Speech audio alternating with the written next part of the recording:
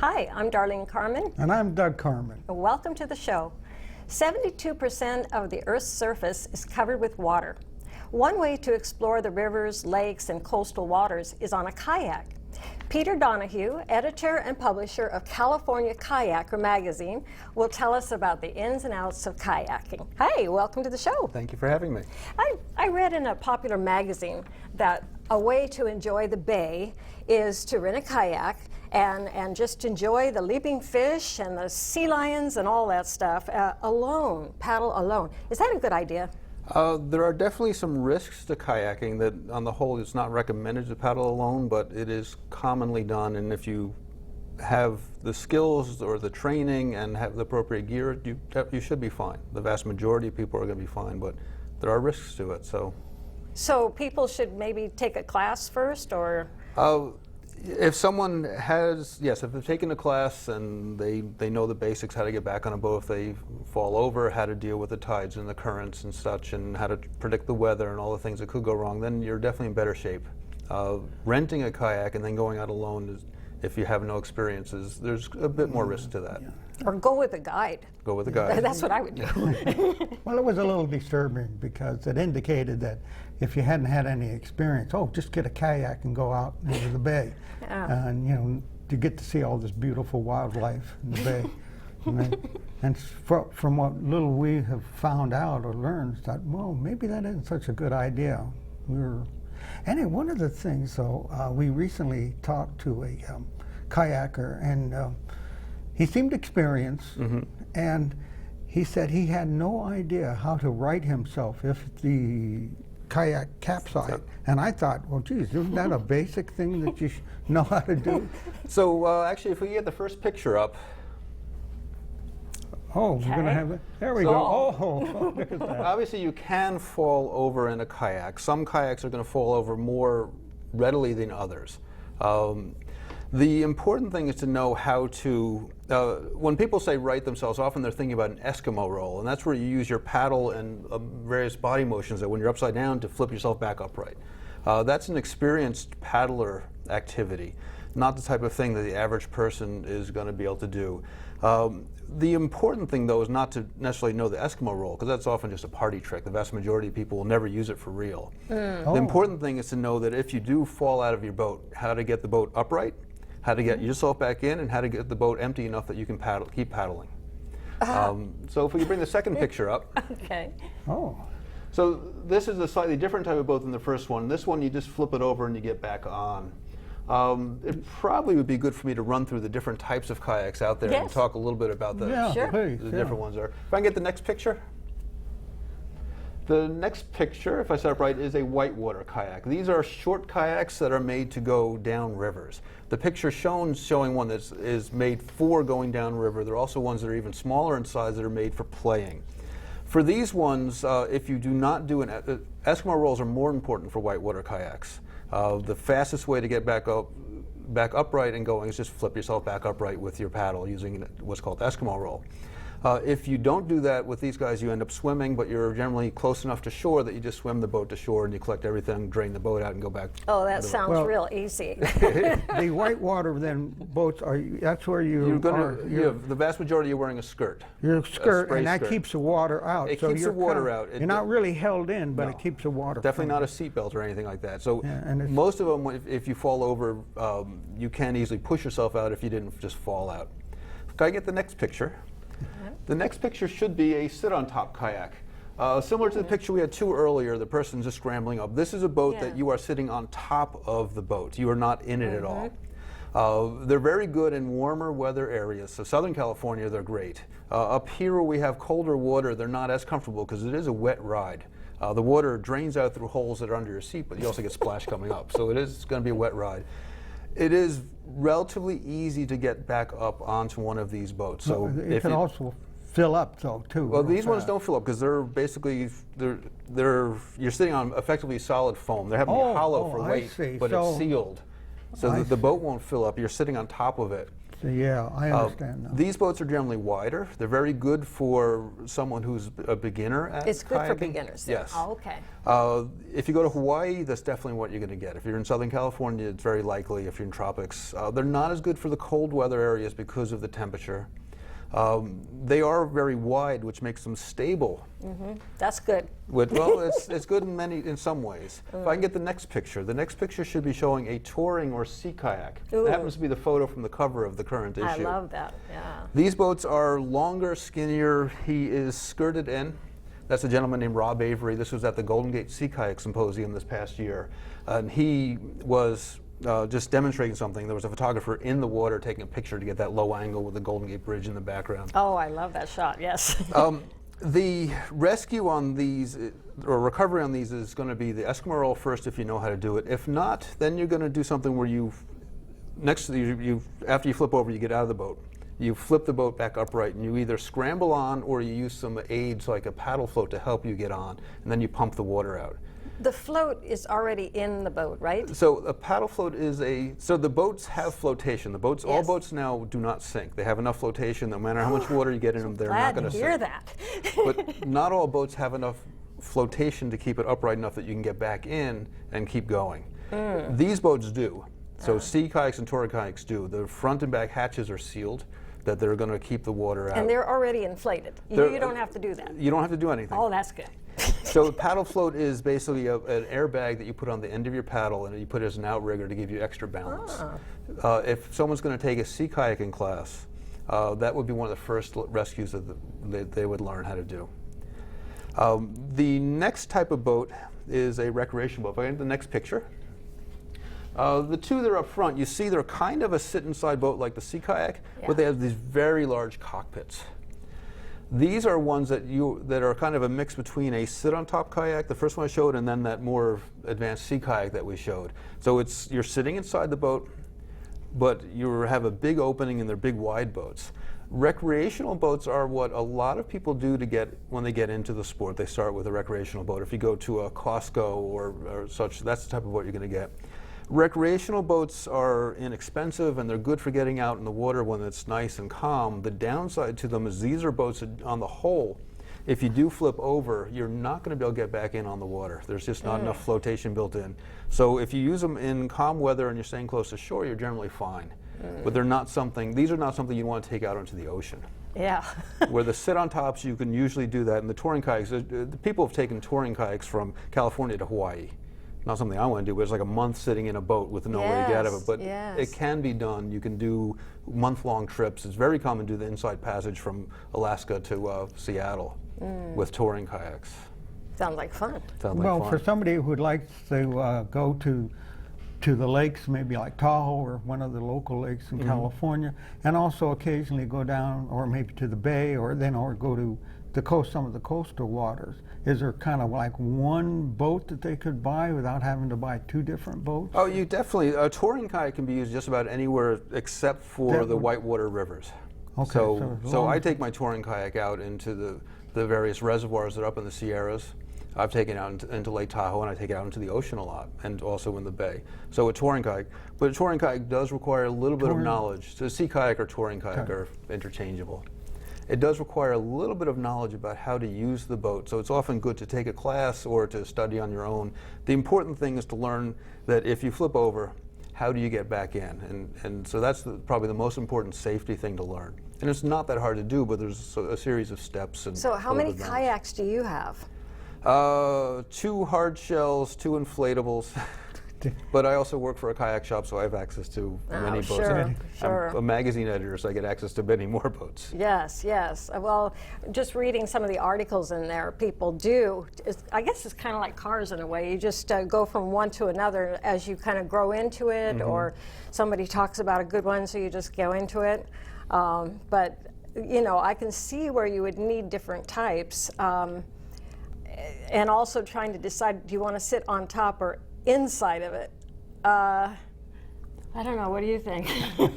So I guess the sit-on tops are very good for someone who's not going to take a lot of time to learn, because it's the recovery method is if you can pull yourself up like if you're lying on the ground and you need to pull yourself on the bed, and if you can do that type of thing, you're fine. Then you're all right. Yeah. Well. So the skill and the education needed is a lot less, but the downside is you are going to get wet and cold.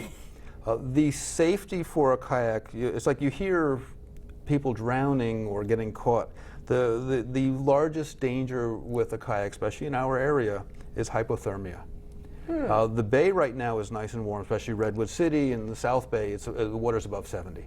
The ocean is still sitting below 60. Yes. Lake Tahoe is still sitting below. Lake Tahoe only gets to about 65 at its warmest. In the middle of winter, it's down to about 45. So you wear a wetsuit. Wetsuits or dry suits, yeah. Yeah. That's what I would do. Is wear a wetsuit. It's cold out there. Appropriate gear. So yeah, So- people just don't take their bathing suit and go out on it. It is common to see it, and they are taking a risk that I wouldn't recommend. What I use is if the water temperature is below 60, I'm always in a wetsuit or a dry suit. If the water temperature is above 70, then I'm usually not. And between 60 and 70, then I'll look at other things such as air temperature and how far from shore I'm going to decide, do I wear one or do I wear a lighter one? You always wear a life jacket, I presume. Yes. Yeah. The law requires that you carry a life jacket. Any boat has to carry a life jacket per person. But it's pretty much, it's well known, at least by the people that are always wearing life jackets, that if you do fall out of your kayak, it's almost impossible to put a life jacket on, especially if you have it in a hatch or something. Yeah. So I always wear a life jacket. Good for you. Yeah, I like to see that. We've got a video. Sure. I think everybody's going to love to see this video. So let's watch this video. Action. So this video shows a bunch of animals that I've seen from kayaks over, Wow. this was Look put at together that. about 2009. So those first ones were mobulas, or rays down in Baja. This is actually just off the port of Redwood City. This is a bat ray just swimming along in shallow water. It was rather good challenging. size. I'm actually holding a camera, and I got the boat going parallel to them and holding a camera. So now I'm up in Drake's Estero, more bat rays. They get 3 or 4 feet across. They are a good size. And they're not afraid of you, right? If they knew I was there, it would be. So you can kind of see one in the clear water there. So Drake's Estero has great, beautiful, clear water. So it's And all these these are same. leopard sharks. Right here, yeah. Don't mix them up with tiger sharks, which are dangerous. Leopard sharks, to be dangerous, you basically have to take your hand and stick it in its mouth to have any danger. They can get 3, 4, 5, 6 feet long. Actually, in Southern California, La Jolla, there's a great school of leopard sharks just off the beach there, and there's a lot of rental places. It's kind of exciting to see them. This is a school of them that was up in Drake's Estero. The water's normally clear, but they'd actually stirred up the silt themselves. So you are taking this picture, right? Yes. Yeah, you got it on you. Sometimes I'm using a camera on my head, sometimes I'm using a handheld. I think this was a handheld. Here's a variety of pictures with dolphins aboard. This is a harbor porpoise. Where is this? So the harbor porpoise was Drake's Bay. Now, this is now San Francisco Bay. That's my girlfriend. So that picture was taken by a friend named Bart Selby, I think. So I think I actually borrowed a photo of his, and that was just off of Pigeon Point. Now you're wearing the camera on your helmet. So right here? now it's a helmet cam, and these are California sea lions coming at me. Coming right at you. Yeah, he actually slaps my hull. Here's a little one where the guy just, what they call porpoising, he jumps out of the water. Aw. Just happened to catch that. I love seeing whales. It is just a great experience to get reasonably close and to have a chance to see them. If So this they're is- at a distance, yeah. They're at a distance. That's a humpback whale about 4 years ago that was just off of Moss Landing. He would actually come and he was eating fish. Often they're out eating krill. The humpbacks, blues always eat krill. Humpbacks will switch between krill and fish. When they're eating krill, they're off about 5 miles out. And actually 2 years ago, I got a great experience. I literally paddled 5 miles out into the bay with a friend, and we got to see blues and humpbacks. Wow. But he was there's about a half mile off the mouth, so it was real neat. Well, those, and I know you have many more of those on YouTube. You have to go to the YouTube channel. But what motivated you to start this magazine? Okay. Up to about 10 years ago, I was working in the corporate world, international business. I was actually living in Korea for a company running marketing for a division. When I left that job, I got burnt out on all the travel. I was doing well over 100,000 miles a year, and had 2 houses, and still living many nights in hotels. So it was a lot of travel. It was fun. It was a great experience, but I left that. I wanted to see if I can find a way to make a living without having a boss. I've done it 10 years, so something must be working out okay, but it's had its ups and downs. I tried to start a software company once, and that didn't work out. So I came across the magazine. I used to write for a magazine called Cycle California. Cycle California. So I do a lot of bicycling also. You Yeah, I used to race mountain bikes. multi-talented. So I used to write for them a lot, and it's a similar model to what I've come out with. They give it out for free. I also wrote an article for a magazine called Wavelength, which is a similar free kayaking magazine for the Pacific Northwest. Wavelength actually kind of intrigued me because I wrote the article, and the magazine gets distributed Seattle and Vancouver Island and Vancouver. But many people down here talked to me about the article and said, "Hey, was that you that wrote it? Then that was a good article." I actually didn't think it was a great article, but it was about a trip we did down the Columbia River from Bonneville Dam to the ocean. The number of people that commented about it surprised me. And it made me think, well, if there's really people dying for the information that are getting a magazine that doesn't even come down here that much, maybe there's a market here. And I put that together with the fact that California is one of the two largest markets in the United States for kayaks, the second being Florida. Oh. There are different markets. California, you have a lot more touring kayaks and whitewater. In Florida, it's all sit on top because they have no whitewater and it's too warm for the touring kayaks. So I said maybe it could work. I sat down with my friends at Cycle California, and they basically opened their books on how theirs worked, and we just started. I asked them questions, they explained, and from that I built up a business plan and said, well, it could work, and thought I'd give it a go. So did you write all of the articles in the first magazine? No. There are enough good kayakers that are also writers in the area that I don't write all that much. I've started writing a getting started article in each one. Basically, if someone's getting into kayaking, covering a subject that of interest, and I've usually been writing that. But on the whole, I've been getting other people, and I pay the writers, and I pay the print, and I pay the delivery, but everything else I do for free. And it comes out 4 times a year? I'm currently doing two times per year. I started 4. Then I found that the next year I did 3 because I found that the fall and the winter issues, the advertisers who pay the bills were not. So some of them are shops that will do paddle sports in the summer and then ski in the winter, and they don't want to advertise kayaks in the winter. So I've dropped down to spring and summer, which are the ones. And it's funny, the spring issue actually gets the most advertisements. For whatever reason, the events that want to advertise, a couple of demo days like Bay Area Paddle Fest and Aquan Fest and the Epi's Great Race. I think April. April was a big event. There was April, May, and June were all the demo. Bay Area Paddle Fest was in April. And I happened to actually be the one that did the logistics running of that event this year, so I got hired by the event to do that. And then they have championships here too, and things like that? There are a variety of races here. There's the surf ski championships happens in August, but that's such a niche market that they don't advertise, so it doesn't help me. But yeah, I think the general public doesn't hear about these things. You know, it's like sounds exciting to me. So you did cut down, and where can people get the publication? So the magazine is available online at calkayakermag.com. You can download a PDF, you can read it online, or if you go to local sports shops. And that's for free. For free. Or if you go to local sports shops or kayak shops. Based on where I think most of the viewers are going to be South Bay. So there's Outback Adventures in Fremont has copies, and they're a good shop. Aquan Sports up in San Carlos has it, and that's the one I happen to work for. The REIs all have it. Sports Basement has it. Most of the West Marines, all the West Marines in this area have it. So a variety of stores like that. The easiest way is to go online. Well, yeah. So you don't distribute outside of California? It's in every kayak shop in California, Oregon, and Nevada. Oh, so you do There's cover all of 2 or 3 in Nevada, so that doesn't count. But I got all 3 of them. Well, this is your latest issue. I do like that picture. That's great. So I didn't have time to read this. Is there anything in here you wanted to point out? Your favorite article, perhaps? Oh, favorite article. I've always loved the articles that Kate Hawthorne from Liquid Fusion Kayak up in Mendocino. She wrote one about paddling the Eel River from its headwaters to the ocean, and she just has a great style.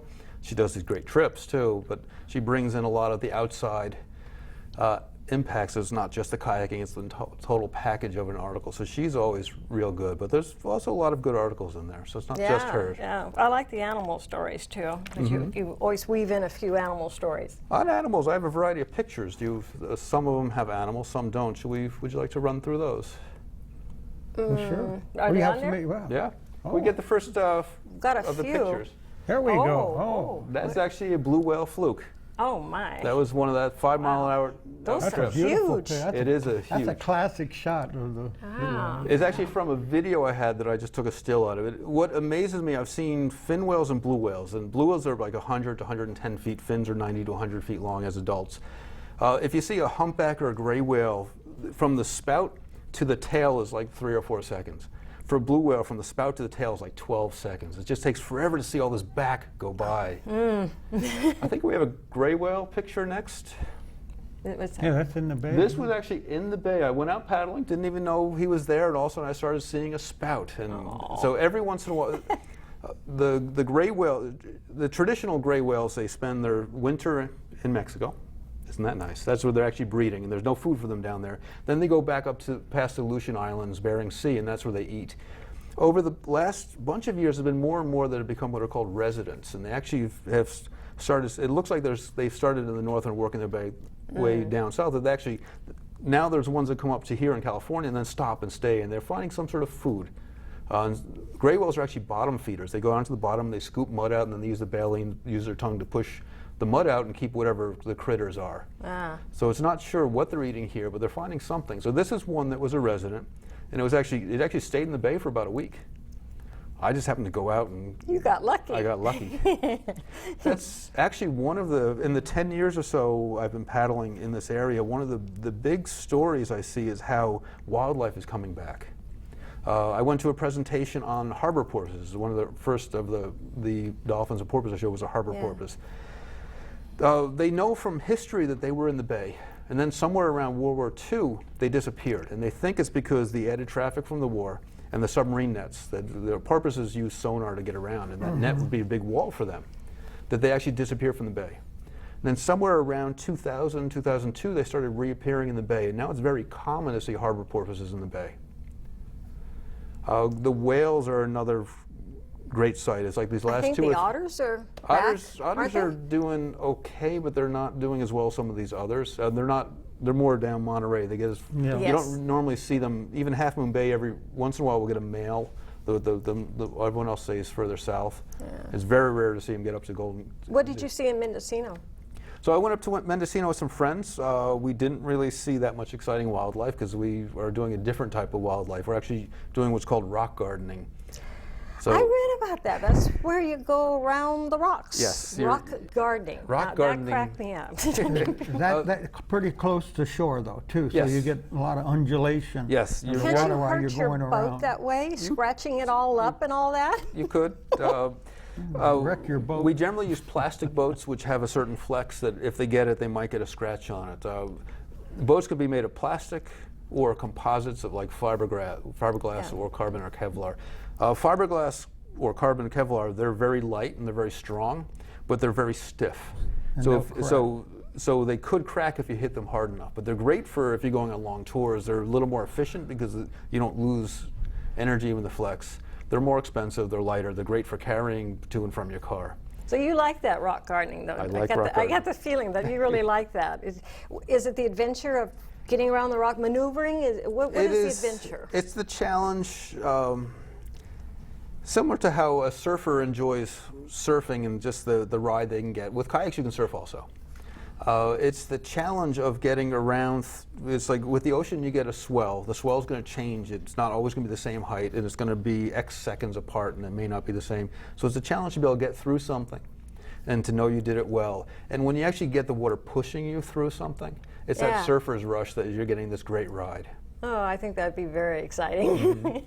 As long as there isn't a great big rock on the other side. Well, you scout things out. You have to make sure So you know. your you did it. most exciting adventure so far today?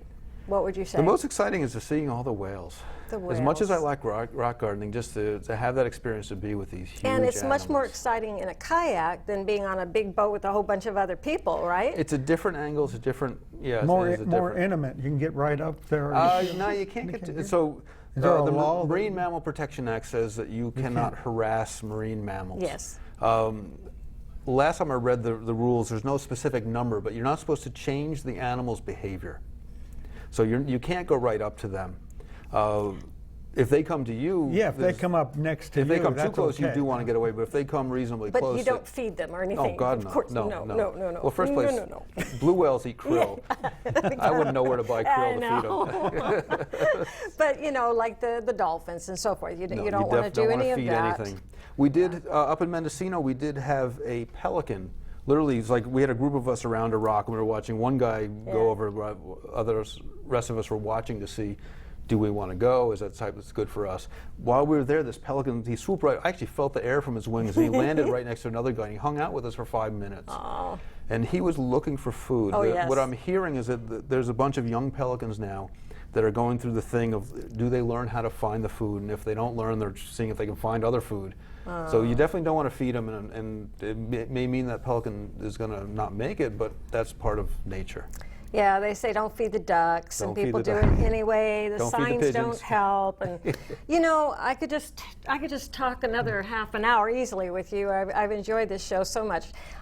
Thank you for coming here. It was a little bit of a drive, and I know you're very, very busy. So thank you for being here, and thank you for watching the show. Check out the website, and there's more on YouTube, and check out the magazine there. Thanks for you. watching the show.